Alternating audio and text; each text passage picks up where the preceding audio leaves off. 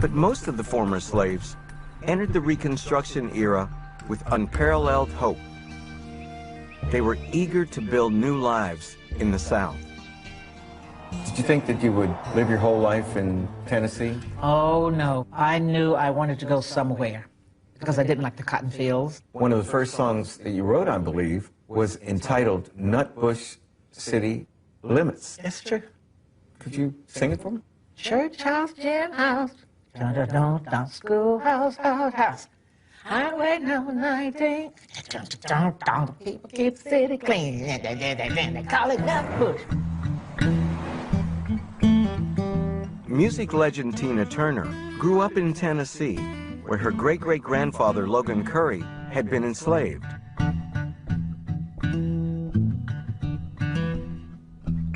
Like most former slaves with no financial resources, Logan had little choice but to remain on the plantation after he was free. Yet he wanted to make one thing perfectly clear. He was now the master of his own fate. This document is dated January 6, 1866, and it's a labor contract. Right. Now, we've searched post-Civil War labor contracts up and down, looking for as many as we could for every guest in our series. And this is the only one that we've ever found. The only one. The said Jesse Curry, on his part, promises to furnish the above-named freedmen land to cultivate the farming tools, the horses, the mules, and we, the above-named freedmen, on our part, promises to cultivate sufficient grain for the use of the family and stock the balance in cotton. Right.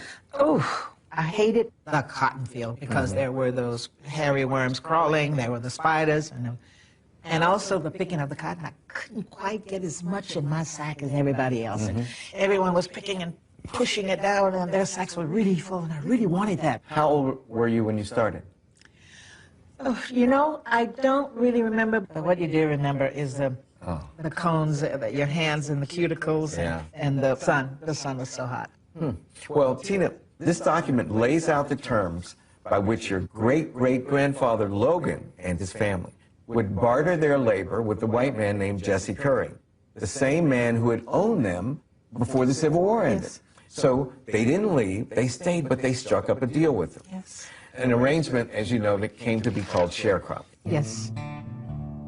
The relationship between Logan Curry and his former master changed dramatically. Instead of owner and property, they were now employer and employee, an important step towards genuine equality. We searched the records to see what else we could find out about Logan Curry. I solemnized the right of matrimony between the within named parties on the 27th day of December, 1870. And look who signed it. Logan Curry, M.G. Minister of the Gospel. Aha. It seems that your great-great-grandfather Logan had become a minister.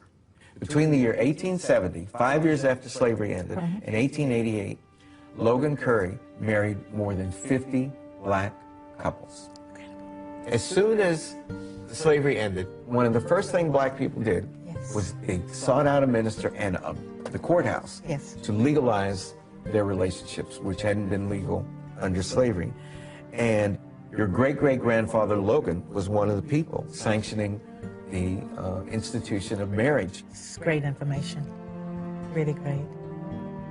Marriage was not only an act of love and commitment, it was also an opportunity for the former slaves to exercise their new rights as citizens. The church reminded us that we were children of God. That was very, very important. We've never forgotten that. When Jim Crow America shut our ancestors out, they didn't just give up. They created their own institutions, often at great personal sacrifice, building the foundation for change. This is a land deed from Benjamin B. Flagg, your great-grandfather George Flagg's older brother. I, Benjamin B. Flagg of B. Flagg of Haywood County, Tennessee, for the sum of $25 cash, have sold to the trustee of Flagg That's right. Flags. Flag Grove Schoolhouse? Mm-hmm.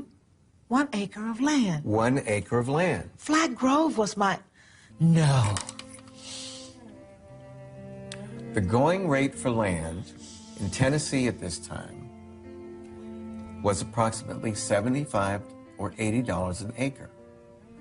So Benjamin Flagg sold his land below market value so that our people could have a school. He made it possible to create Flagg's Grove School. I went to Flag Grove School, elementary school.